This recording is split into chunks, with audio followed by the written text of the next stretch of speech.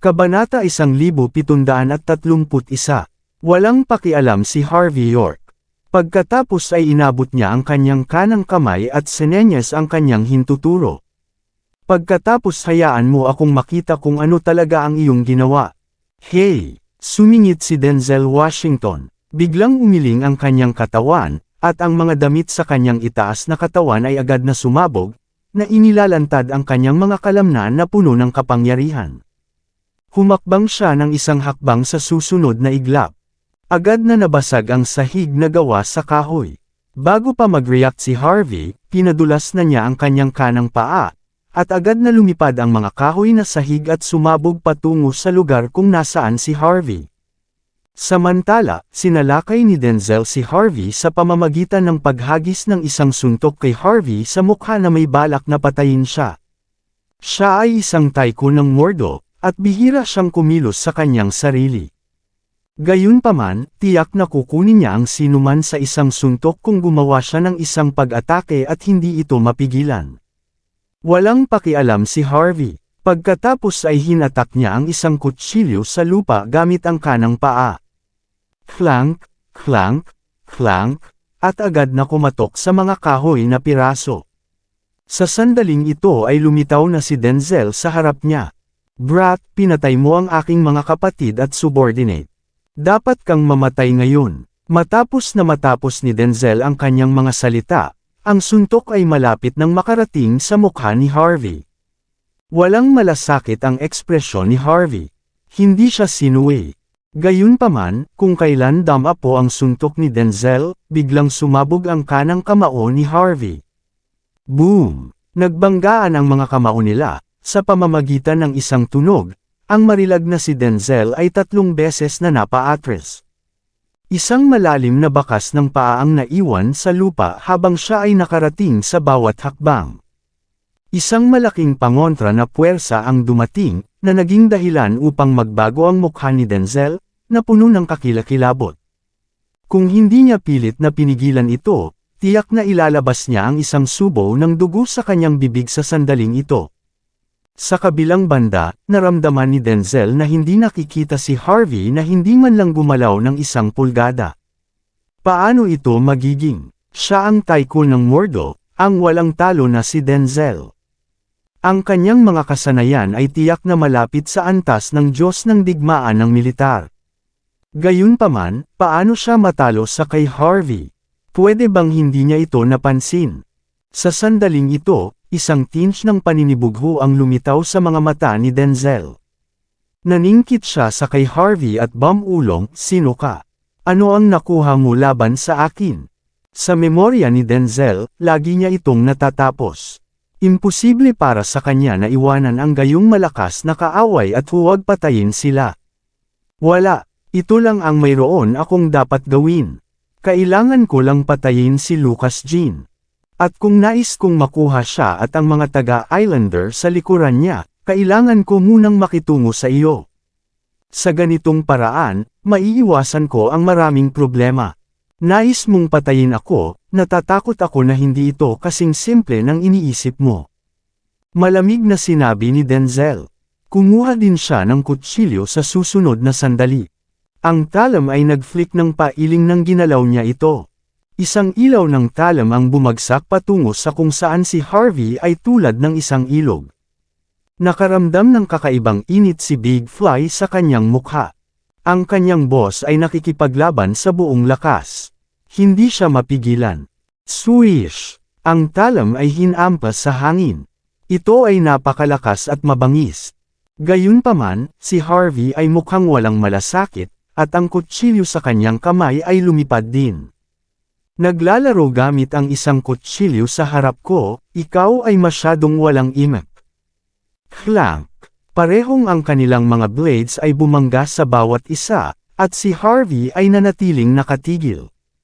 Gayunpaman, ang katawan ni Denzel ay muling umiling, at lumipad siya ng paalang patungo sa likuran ng 4 o 5 metro bago lumapag. Maaari mong subukan at kumuha ng isang suntok mula sa akin. Iginalo ni Harvey ang kanyang kutsilyo ng pahalang, at ang ilaw ng talam ay nakatakip na pasulong tulad ng ilaw ng buwan. Sa paningin ni Denzel, ang pag-atake na ito ay labis na labis at hindi maiiwasan. Biglang nagbago ang ekspresyon ni Big Fly at hindi niya sinasadya na sinabi, "Boss, mag-ingat." Sa katunayan, nang hindi siya nagsasalita, ang mukha ni Denzel ay nakakagulat na sa sandaling ito. Ang kanyang mga binti ay patuloy na nanginginig ng hindi mapigilan, pinilit niyang kinokontrol ang takot sa kanyang puso, hinawakan ang kutsilyo pareho sa kanyang mga kamay, at inihampas ito. Swish! Ang galaw na ito mula sa kay Denzel Washington ay maaaring masira ang Mount Hua, na maaaring tawaging isang all-out shot. Siya ay may pagpapasya at sabik na lumaban sa pagkamatay kasama si Harvey York, na nais na pilitin siyang umatras. Gayunpaman, si Harvey ay hindi nag-aalinlangan, at siya ay dumulas pa rin gamit ang talam sa kanyang kamay. Clank! Sa pamamagitan ng isang malutong na tunog, ang kutsilyo sa kamay ni Denzel ay nasira sa 2 piraso, at isang hindi kapani-paniwalang ekspresyon ang lumitaw sa kanyang mukha. Kawili-wili, medyo tumanggo si Harvey habang tinatapik ang kutsilyo sa kanyang kamay. Natakot na si Denzel sa sandaling ito. Pagkatapos, hindi niya sinasadya sinabi, "Huwag tumigil." Malaki rin ang ekspresyon ni Big Fly, at tinawag niya si Harvey na huminto. Gayunpaman, malapit nang masira ni Harvey ang lalamunan ni Denzel bago pa matapos ang kanyang tinig. "Hindi mo maaaring patayin ang aming boss. Wala kang karapatang saktan siya. Alam mo ba kung sino ang boss namin?" Ang kutsilyo sa kamay ni Harvey ay biglang tumigil matapos marinig ang mga salitang iyon. Ang talam ay natigil sa lalamunan ni Denzel, at hindi ipinagpatuloy ni Harvey na damapo ito. Pagkatapos ay tiningnan niya si Big Fly na may labis na interes at sinabi, "Kung gayon, sabihin mo sa akin kung sino siya at tingnan ko kung matatakot ako sa kanya. Kung maaari niya akong takutin, hindi na siya kailangang mamatay ngayon." Si Big Fly ay may isang mabangis na hitsura. Pagkatapos ay hinatak niya ang kanyang mga ngipin pagkatapos mag-atubiling sandali at sinabi, "Sinasabi ko sa iyo. Hindi lamang ang aming boss ang pangkalahatang tagapamahala ng Paramount, ngunit siya rin ang numero 1 manlalaban sa ilalim ni Prince Jean. Bukod dito, mayroong Shindanwei mula sa Island Nation sa likuran namin. Ang aming boss ay ang sinumpaang kapatid din ng numero 1 sword ng Shindanwei. Kung maglakas loob kang saktan ng boss, patay ka na. Hindi ka makakaligtas sa mundong ito.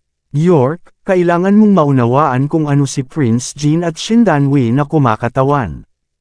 Sa sandaling ito, pinakawalan ni Denzel ang lahat ng background at mga taga-suporta sa likuran niya. Gayunpaman, naramdaman pa rin niya ang paglubog ng pakiramdam sa kanyang puso. Palagi siyang napakalakas sa mga nakaraang taon. Gayunpaman, talagang inilabas niya ang mga backers sa likuran niya sa harap upang mabuhay. Ito ay isang kahihiyan. Hindi nagbago ang ekspresyon ni Harvey nang marinig niya ang mga iyon. Sa halip, ngumiti siya at sinabi, "Ito lang. Mukhang hindi ito sapat. Nangyayari ako na hinahanap ko si Lucas Jean at ang Shindanwei. Mukhang darating sila at hahanapin ako kung papatayin ko siya. Makakatipid ito sa akin ng maraming bagay." Hindi binigyan ni Harvey sina Denzel at Big Fly ng anumang oras upang mag-react pagkatapos niyang matapos na magsalita. Sa halip, ginalaw niya ang kanyang kanang kamay, at ang dugo ay kumalas. "Ikaw." Nakatago ang ekspresyon ni Denzel, at pinugutan siya ng ulo sa susunod na sandali. Nagkaroon pa rin ng ayaw at galit sa kanyang mukha. Gayunpaman, ang lahat ng mga pangyayari sa isang iglap. Ang tycoon ng Mordo ng isang henerasyon ay napatay.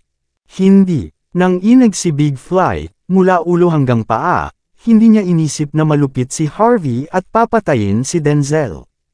Sinabi niya ng nanginginig, "York, hindi mo ba naririnig ng malinaw? Ang mga sumusuporta sa amin ay si Prince Lucas Jean mula sa pamilyang Jean ng Mordo at ang Shindanwei mula sa Island Nation. Ikaw pa rin ay gustong pumatay." Humakbang si Harvey at bumaba. Pagkatapos, inabot niya ang kanyang kamay at tinapik ang mukha ni Big Fly. Nakalimutan kong magtanong ngayon. Matapos si Oliver Bauer, ang dating pinuno ng sangay ng lungmen ng Mordo ay nasawi sa akin. Ito ba ang mga tao mula sa Shindanwei o ang iyong mga tao ang nagtapos sa kanya? Hindi ko sasabihin sa iyo. Biglang nagbago ang ekspresyon ni Big Fly sa isang naguguluhan na hitsura. Bigla siyang gumanti sa susunod na sandali. Ikaw ang sum-ire kay Oliver Bauer. Kinuha ni Harvey ang isang tisyo at pinunasan ang kanyang mga daliri nang hindi sinasagot ang tanong. Ang iyong ekspresyon ay sinabi sa akin ang sagot. Tila nakapwa sina Lucas Jean at ang Shindanwei ay umaasa na ang lungmen ng Mordo ay nasa isang kaguluhan. Sobrang naiintriga ako. Ano ang kanilang layunin? Hindi ko sasabihin sa iyo. Malakas na sabi ni Big Fly. Ikaw ay, napaka-determinado si Harvey. Pagkatapos ay kinuha niya ang kanyang cellphone at nag-dial ng isang numero. Dalawang bagay. Una, ipadala ang ulo ni Denzel kay Lucas Jean. Pangalawa, pagsasalitain si Brother Big Fly. Maraming salamat sa lahat ng sumusubaybay. Please subscribe and follow my YouTube and Facebook channel, Filipino Novel. Maraming salamat po. Pagkatapos ay naupo si Harvey York sa sofa at uminom ng tsaa sa kanyang sarili matapos ang tawag sa telepono. Di nagtagal, nagmamadali si Aiden Bauer sa lugar na ito kasama ang isang dosenang tao. Sa Mordo ang kanyang teritoryo, pagkatapos ng lahat. Matapos suluhin si Harvey ng magalang, mabilis siyang kumilos upang linisin ang eksena. Bukod sa mga tao na inalis ang mga bangkay ay naglinis, ang mga profesional na kawani ay nag-aayos ng nasirang lupa at tinanggal ang malabong amoy ng dugo. Si Rachel Hardy ay lumitaw lamang sa harap ni Harvey nang umalis si Aiden at ang kanyang mga tao matapos na ayusin ang bagay na ito. Magalang siyang yumuko. Young Master York, ang mga gawain ng sangay ng lungmen, halos naayos na sa Mordo. Ang malupit na si Justin Walker ay nagkaroon ng kasunduan sa amin, na kung saan ay upang lumaban sa ring 3 araw mamaya. Ang magwawagi ay magiging pinuno ng sangay ng lungmen, Mordo. Mangyaring ibigay ang iyong order, Young Master York. Dapat ba tayong sumang-ayon, o dapat nating patayin ang mga ito? Nag-isip sandali si Harvey at sinabi, dahil may save nito sa atin ang problema, gumamit tayo ng isang pamamaraan na maaaring makatipid ng ating enerhiya. Gayun din, gumawa ng mas malaking paggalaw sa mga araw na ito. Maghanap ng isang paraan upang maangkin ang mga teritoryo na orihinal na pag-aari ni Justin. Mas mainam na siya ay ma-corner. Hindi nang ahas si Rachel na tanungin ang motibo ni Harvey. Sa halip, taimtim siyang sumagot, oo. Gayun din, may isa pang bagay. Si Lucas Jean, ang isa sa 6 na prinsipe ng Mordo, ay babalik bukas. Hindi pa rin natin alam ang kanyang layunin. Ngunit mayroon siyang isang mahusay na relasyon kay Justin Walker, at gusto niya si Kate Walker, ganoon. Walang sinabi si Rachel. Malinaw, alam niya na ang ugnayan sa pagitan nina Kate at Harvey ay walang iba kundi isang fling. Tumawag kay Aiden at tanungin siya kung nagsimulang makipag-usap na si Big Fly, sinabi ni Harvey nang walang pakialam. Matapos ang tawag, nagulat si Rachel at sinabi, Young Master York, isiniwalat na ni Big Fly ang ilang impormasyon. Ayon sa kanya, palaging nais ni Lucas na sakupin ang sangay ng lungmen, Mordo. Kaya, handa siyang makipagtulungan sa Shindanwei mula sa Island Nation. Nag-click lang ang dalawang panig. Kaya, kung nais mong kumilos sa oras na ito, si Lucas at ang Shindanwei ang pinakanakakahirap dito bukod kay Justin Walker. Kahit na nagtagumpay ka sa pagkuha ng posisyon, ang dalawang partido ay marahil ay hindi mapapanood na umupo ka ng mapayapa sa posisyon na ito. Tumango si Harvey. Kahit na pinaghihinalaang niya ito dati, hindi ito naiiba sa pagwawasto ng mga katotohanan mula ng inamin ni Big Fly. Pagkatapos mag-isip ng ilang sandali, nagpatuloy siya, maraming taon ka na sa Mordo. Dapat mong malaman ang isang bagay tungkol kay Lucas, tama. Nag-isip sandali si Rachel at sinabi, si Lucas ay kilala bilang isa sa 6 na prinsipe ng Mordor, na sapat upang ipakita ang kapangyarihan at mapagkukunan na nasa ilalim niya. Nabalitaan na mayroon siyang banayad na pag-uugali, ngunit walang nakakaalam ng kanyang tunay na pagkatao. Bukod dito, ang kanyang mga kasanayan ay dapat na mabuti dahil, sa mga alingaw-ngaw, na nagkaroon ng isang napakalumang pangunahing mga inapo sa ipinagbabawal na lugar sa likurang bundok ng pamilyang Jin ng Mordor. Sinanay nila ang Nagia, na kung saan ay isa sa mga sinaunang sining ng martial arts. Ang mga tagapagmana ng pamilyang Jin ay dapat na pumunta sa ipinagbabawal na lugar sa likurang bundok sa loob ng 3 taon na pag-atres, habang si Lucas ay nanatili sa loob ng 5 taon bago siya nagdebo. Kaya, hindi siya dapat maliitin kahit na ano ang kanyang pagkatao o kasanayan. Si Harvey ay naningkit, bahagyang tumagilid sa kanyang ulo, at sinabi, dapat siya ay pambihira. Kung hindi, paano siya magpatuloy sa pamilyang Jin ng Mordor? Magpadala ng ilang mga tao upang tumuon sa kinaroroonan ni Lucas, ngunit huwag gumawa ng iba pang mga aksyon. Tandaan na mag-ulat sa akin kung nalaman mo ang tungkol sa kanyang kinaroroonan. Oo, bagaman hindi alam ni Rachel kung ano ang gagawin ni Harvey, na hinuhusgahan mula sa iba't ibang mga pag-aayos pagkatapos niyang makarating sa Mordor, ang kanyang layunin ay dapat na higit pa sa pagiging pinuno ng sangay. Gayunpaman, hindi nang ahas si Rachel na magtanong ng mas detalyado. Tinawagan muli ni Harvey York si Cynthia Zimmer matapos na ayusin ang usapin. Hindi na babalik si Cynthia sa villa dahil sa oras na ito ay kailangan niyang panatilihin ang paggawa ng pelikula sa susunod na ilang araw. Matapos ehang ni Harvey ang telepono, inutusan niya si Tyson Woods na mag-ayos ng mas maraming lakas. Kung kinakailangan, maaari pa rin niyang dalhin ang ilang mga masters mula sa Buckwood. Sa kasamaang palad, ang mga taong ipinadala ni Bellamy Blake ay hindi pa dumating. Kung hindi maramdaman ni Harvey na kulang ito sa lakas tao. Matapos mahawakan ang bagay na ito, kinuha ni Harvey ang kanyang telepono at tiningnan ito ng ilang sandali. Wala pa ring balita mula kay Ivan Xavier. Busy pa rin ang linya nang tumawag siya. Matapos mag-isip ng ilang sandali, nagpadala si Harvey ng isang mensahe na nagpapalam kay Ivan na kung wala pa ring balita mula sa kanya bukas, pupunta siya upang bisitahin siya ng personal.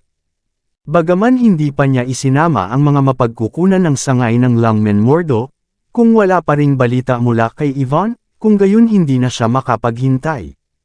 Maaga sa susunod na umaga, tumayo si Harvey upang kumain ng agahan at malapit nang makitungo sa mga gawain kay Ivan. Gayunpaman, biglang tumunog ang telepono sa sandaling ito. Matapos makakonekta ang telepono, ang tinig ni Kelly Malone ay nagmula sa kabilang panig ng telepono. Harvey, hindi ka dapat mahuli ngayon. Alam mo ba, mahuli? Si Harvey ay natigilan ng ilang sandali at medyo nasobrahan sa biglaang pagliko ng mga kaganapan. Tumigil sa gulo. Sa kabilang panig ng telepono, lumalim ang tinig ni Kelly at medyo hindi nasiyahan ang kanyang tono.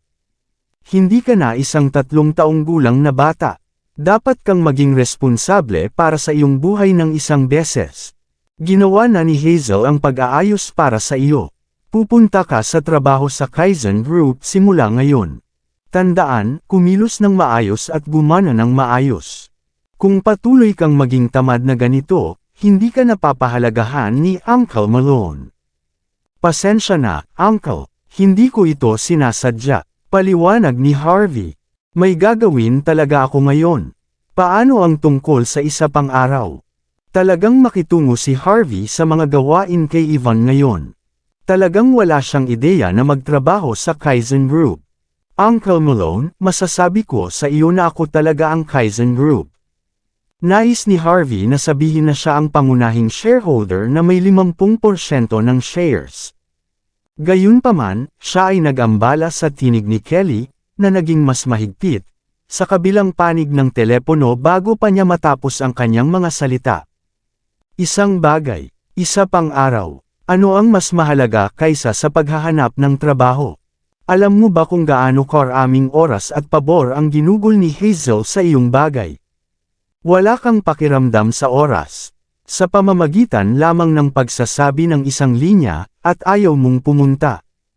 Kita nyo kung gaano ka katamad ngayon. Kung hindi ka nagmamadali, maghanap ng tamang karera, walang magiging hinaharap para sa iyo.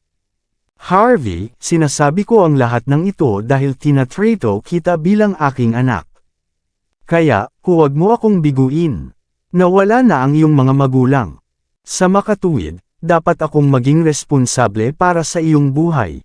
Sa pag-iisip na si Harvey ay talagang kumilos ng may pagpapanggap at sinabi na ang numero 1 villa sa Fragrant Hill ay kabilang sa kanya kahapon, si Kelly ay mas nabigo sa ngayon. Alam kong medyo malupit ako kagabi, ngunit ano ang kaugnayan sa pagitan ng ating mga pamilya? Paano ko lang mapapanood na bumagsak ka? Kung ito ay ibang tao, hindi ko lang papansinin siya. Harvey, masigasig na maghanap ng trabaho. Hanggat maaari kang magtrabaho ng kalahating taon, bibilhan kita ng isang Audi A4. At hanggat maaari kang magtrabaho sa loob ng isang taon, bibigyan kita ng pagbabayad upang bumili ng bahay. At hanggat maaari kang kumita ng taunang sweldong daan-daang libong dolyar, aayusin ko rin ang pagbabayad ng balanse para sa iyo. Sa madaling sabi, galingan mo sa trabaho. Pumunta ngayon. Ginagawa ko ang lahat para sa iyong sariling kabutihan. Hinimok siya ni Kelly. Kabanata 1735. Tila, talagang nagmamalasakit si Kelly Malone tungkol sa kay Harvey York. Desidido siyang panatilihin si Harvey sa tamang landas sa sandaling ito. Bagaman ang mga aksyon ni Kelly ay medyo matindi at isang panig, si Harvey ay napalakas pa rin. Pagkatapos ng lahat, ginawa ito ni Kelly para sa kanyang sariling kabutihan. Handa pa siyang bumili ng bahay at kotse. Naintindihan din niya na kung hindi siya magtatrabaho ngayon, baka magalit si Kelly sa kanya. Kaya, ngumiti siya at sumagot sa pamamagitan ng telepono, "Uncle Malone, huwag mag-alala. Pupunta ako ngayon sa trabaho. Magsusumikap ako at hindi kita papayagang mabigo." Ngayon, isang mabuting bata iyon. Medyo masaya ang tono ni Kelly. Tandaan, kailangan mong maging grounded, tulad ng iyong mga magulang. Medyo nabigo si Kelly nang umalis siya kahapon at sinabi na ang nakaayos na kasal ay hindi nabibilang. Lahat ito ay lasing na usapan, naramdaman niya na kung ituwid si Harvey at naging disente ngayon, maaaring magkaroon siya ng hinaharap kasama si Hazel Malone. Naramdaman pa rin ni Kelly na si Harvey, ang nakakaalam ng lahat tungkol sa kanya ay mas mahusay kumpara sa mga taong tulad ni Stephen Walker. Hindi bababasa, ang kanyang anak na babae ay hindi kailangang magdusa sa hinaharap. Pansamantalang isinuko ni Harvey ang ideya na pumunta sa kay Yvonne matapos na maghang ng tawag.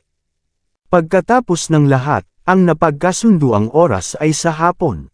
Sumakay siya ng taxi at nakarating sa Corkscrew Building mismo bago ang 8:30 ng umaga. Ang lugar na ito kung saan ay matatagpuan ang Kaizen Group. Maraming mga nakaistilong manggagawa na white collar ang nakita na pumapasok at lumabas sa gate. Agad na nakita ni Harvey si Hazel na naghihintay sa kanya. Si Hazel ay napakasunod sa moda ngayon. Nakasuot siya ng isang Givenchy shirt at isang mini skirt, na nagpapakita ng kanyang patas na legs at makinis na mga hita. Dapat na espesyal na inayos ni Hazel ang kanyang buhok.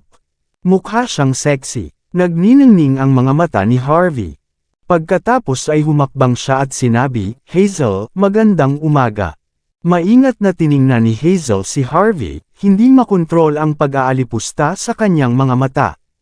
Pagkatapos ay sinabi niya ng malamig, "Nasayang mo ang 5 minuto ng aking oras. Kung mangyari ito muli, hindi mo na kailangang magtrabaho dito." Lumingon siya at lumakad sa bulwagan pagkatapos magsalita. Sinadya niyang pinanatili ang isang tiyak na distansya mula sa kay Harvey, upang hindi malalaman na ang dalawa sa kanila ay magkasama. Sinusundan ni Harvey ang suit. Pagkaraan ng 10 minuto, dinala ni Hazel si Harvey sa departamento ng negosyo ng Kaizen Group. Ang lugar na ito ay isang kagawaran na dalubhasa sa pagpapatakbo ng negosyo. Si Hazel ang representante ng direktor ng kagawaran na ito. Mayroong halos 50 tao sa buong departamento, na pangunahing binubuo ng mga gwapong lalaki at magagandang kababaihan. Dahil inalagaan ito ni Hazel ng maaga, dumaan si Harvey ng maayos na mga pamamaraan sa pagpapatala. Di nagtagal, siya ay naging isang clerk na may pangunahing sweldo na $280 lamang, ngunit may komisyon na 10%. Si Steven, na nasa isang suit, ay nagpakita ng ilang mga tao matapos magulat si Harvey para sa tungkulin. Isang bakas ng pag-iingat ang sumalampak sa kanyang mga mata nang makita niya si Harvey. Gayunpaman, sa lalong madaling panahon, naalala niya na si Denzel Washington ay haharapin si Harvey. Lahat ng takot sa kanyang puso ay huminahon, sa kanyang opinyon, si Harvey, na na-target ni Denzel, ay kasing ganda ng patay. Sa kasamaang palad, kaunti lang ang alam niya na patay na si Denzel. Kung hindi man, marahil ay lumuhad na siya sa harap ni Harvey ngayon. Tiningnan ni Steven si Harvey na may ngiti at sinabi, "Harvey, bagaman pinapayagan ka naming magtrabaho bilang isang empleyado ng backdoor sa departamento ng negosyo, alang-alang kay Hazel, hindi ito nangangahulugan na susuportahan ka ng aming kumpanya. Kung sumali ka sa aming kumpanya at nais mong baguhin ang kapalaran ng pagiging isang maliit na security guard, kailangan mong gawin ang isang bagay." Agad na kumuha ng file si Steven at itinapon ito sa desk ni Harvey habang nagsasalita. "Ito ang mga kontrata para sa aming dalawang pinakaregular na mga customer. Matagal ko nang sinusundan ang mga ito. Dapat silang darating upang maglagay ng mga order sa lalong madaling panahon. Bibigyan kita ng 3 araw. Kung maaari mong makuha ang mga ito upang pirmahan ang mga kontrata, makumpirma ka bilang isang empleyado. Ngunit, kung hindi mo magagawa, mangyaring umalis dito."